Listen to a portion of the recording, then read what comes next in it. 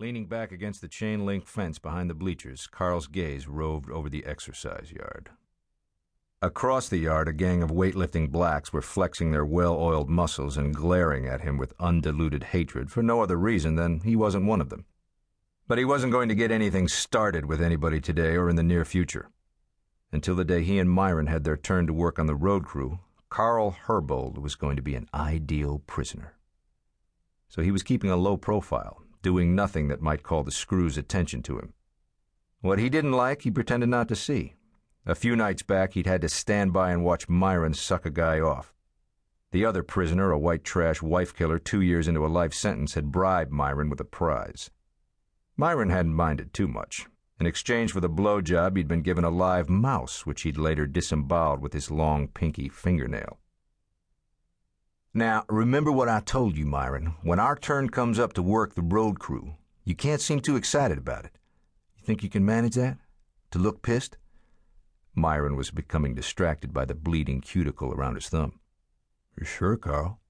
He was gnawing the pulverized cuticle with all the relish he'd shown the payday. Because, Myron, if they think we're eager to go, then... He never saw it coming. The blow literally knocked him off the bleacher on which he'd been sitting.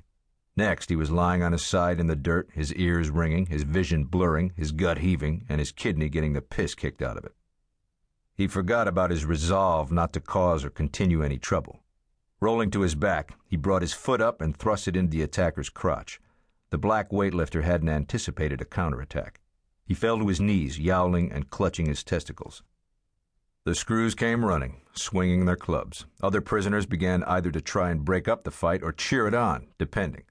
The struggle was quickly contained. Only 2 prisoners were sent to the infirmary with injuries.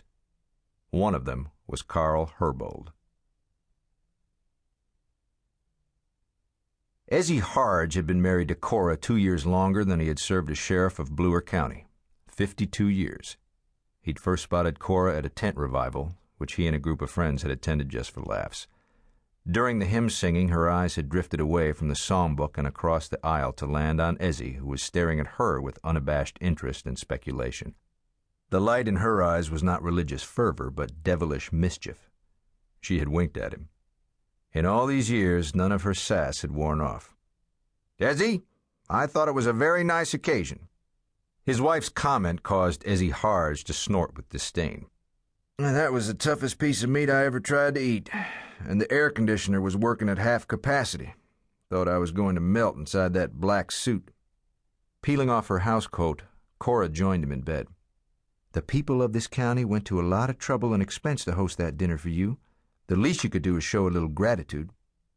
"I didn't ask for a testimonial dinner. I felt like a goddamn fool." Cora pounded her pillow into shape. "You're not mad about the dinner. You're mad because you're having to retire. Don't think for a minute that I look forward to your retirement either. You think I want you home all day, underfoot, sulking around and getting in my way as I go about my business? No, sir." "Would you rather I'd have got shot one night by some rabble-rouser with one too many Lone Stars under his belt, spared you all the headaches of having me around?" Cora simmered for several seconds. "You've been trying to provoke me all evening, and you finally succeeded." She yanked on the small chain on the nightstand lamp and plunged the bedroom into darkness, then rolled to her side, giving him her back. She knew he had deliberately said something that was guaranteed to get her dander up. The irony of it was that every day of his tenure as sheriff he had prayed that he wouldn't get killed on the job and leave Cora a bloody corpse to deal with. But from a practical standpoint, he should have died in the line of duty. It would have been cleaner, neater, simpler for all concerned. The community leaders would have been spared the embarrassment of suggesting that he not seek office again.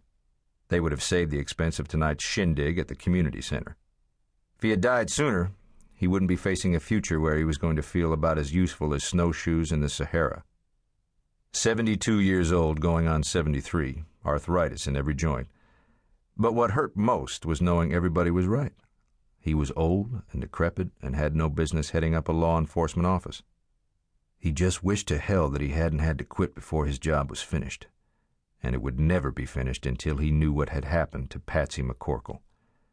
For 22 years, that girl had been sleeping between him and Cora, in a manner of speaking, of course. Feeling guilty,